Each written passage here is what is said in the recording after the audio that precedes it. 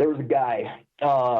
He was a Vietnam vet, Charles Heaton, I want to say his name was.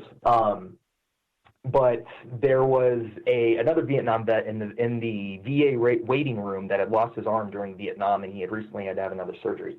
Wow. On it, and he was trying to pack his cigarettes. Well, in the course of packing his cigarettes against his leg, some of his stitches busted open on his amputated arm, and he started to bleed everywhere in the waiting room. They could not get anybody to come and help them.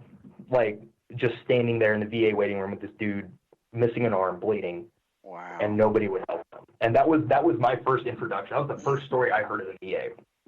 And of course, seeing the shows and stuff, and you know, the horror stories never really stop.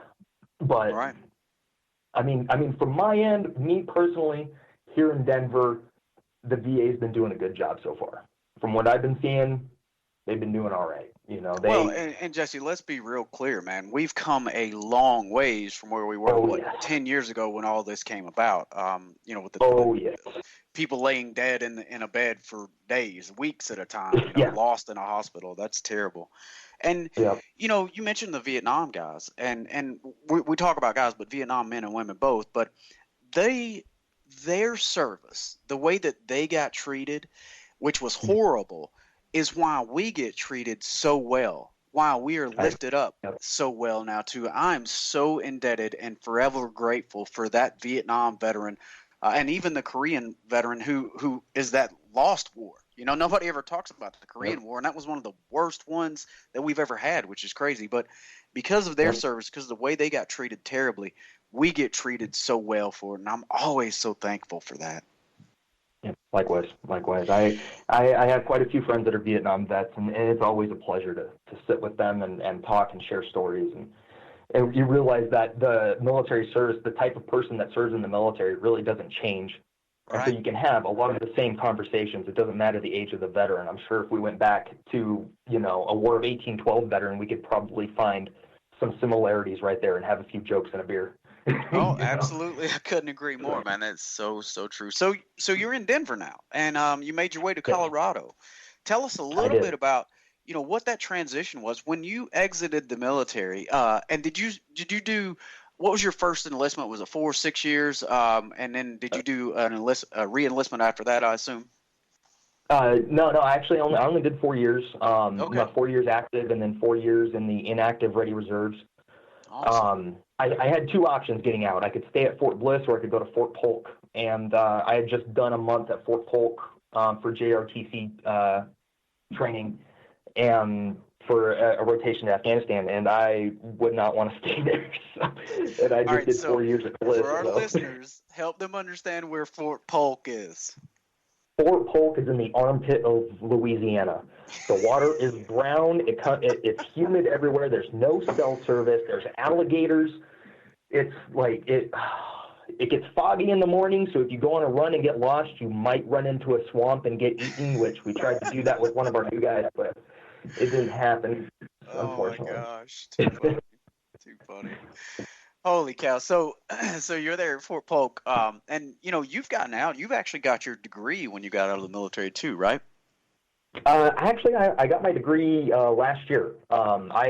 When I moved up to Denver in 2015, I was doing private security for cannabis shops. Well, okay, rewind a little bit. When I got out of the military and moved back to Tucson, I started doing private security on and around the border with Mexico, and that's where I met another guy who offered me a job working in the electronic cigarette company.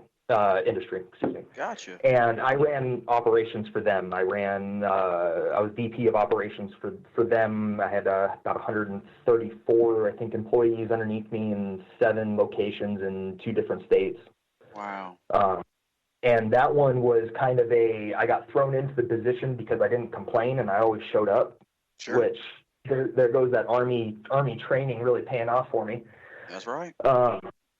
And it wasn't a great place to work, honestly, though. It high stress, very little reward, very little, give back from the higher ups. Right. And so I decided to on vacation. Actually, I decided to move up here to Denver while I was in Denver. Wow. And Yeah, in 2 weeks. 2 weeks. Now, had you ever been to Denver before? Yeah, I got family who lives here. Okay. And then with my mother and father being from around this area, we always have to travel through to go to Montana and Wyoming and places like that. So awesome. It's usually been a stopover. And I've always loved it. I've always had a good time here. You know, there's something to do all the time. There's every type of person you can think of is here. You're well, I shouldn't say 20 minutes, 30 minutes away from the mountains, and 30 minutes away from just being absolutely nowhere, surrounded by nothing. And that's something that I really love. I talk about all the time, man. Colorado is one of my most favorite places in the world. And we've got about 5 minutes left on this first segment of the Veterans for Cannabis podcast, joined by Jesse Larson. You know, you can go fishing, you can go skiing, you can go rafting, and you could go play golf all in the same day, man. Where in the world can you do that anywhere else? Yeah, well, and if you're lucky, you might get all the seasons too in the same day too. Absolutely. Which, you know, we were just talking about it before this podcast, but tell us a little bit about what your last couple of days have been weather-wise. Oh, weather-wise. So it's been almost 100 degrees here all weekend, all Labor Day weekend, and then this morning I woke up at 6 a.m. and it was snowing. And water going everywhere. I tried to take the dog out to go to the bathroom. She looked at me like, I'm not going out there. I'm going to piss in the house, man. It's cold. Oh, my gosh. That is too funny. Yeah. You get a lot Colorado. Of it, that's for sure, man. Colorado's crazy. So how long have you been in Colorado now? Since December of 2015. It's going on 5 years. Perfect. So I'm gonna go back a little bit, and then we're gonna pause, go into the second segment. So let's go back. When you got out of the military, and you got the job doing border security, and then you obviously went into e-cigarettes. Did your military training provide you the basis that you needed to get those jobs, or was it somebody you came in contact with during your service that got you into that position?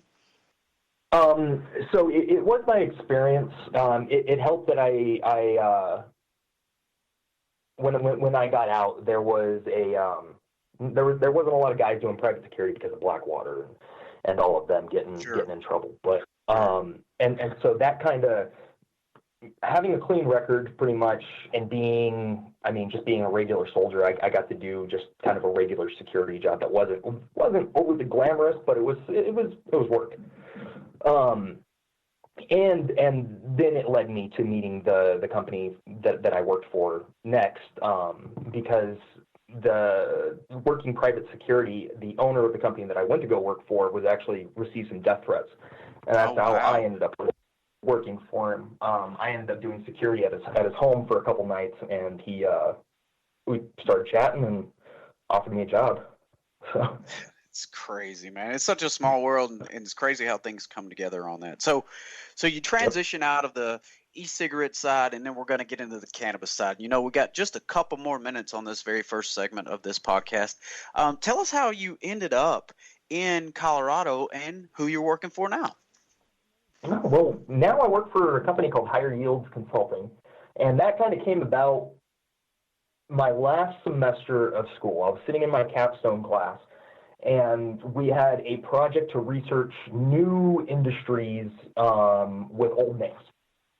And so what I did is I went through consulting companies that dealt with marijuana and doing it. And I knew that there had to be some companies out here, because when I moved up here, I was doing a little bit of security work for the dispensaries, which kind of got my feet in there, but I didn't like it. I didn't like being at the front of the dispensary all the time, and so I wanted to be something on the backside. Consulting for cannabis companies, it just kind of I fell into it. I sent an email to Corey Wagoner, our CEO, and let's see, get this. So September 19th, 2019, he hired me. My birthday last year. So, wow. That is so awesome, man. So awesome. Well, I couldn't be more excited about you being with the Higher Yields team, and I think the excitement of just another veteran joining the cannabis industry is huge. So, I'll tell you what we're going to do. We're going to pause right here. We'll close with the Veterans for Cannabis segment 1 with Jesse Larson on the Veterans for Cannabis podcast, and we will catch you all on the second segment. So tune in, segment 2. Jesse, you ready to close and go to number 2? Yes, sir. All right, we'll talk to you guys soon. Line over there,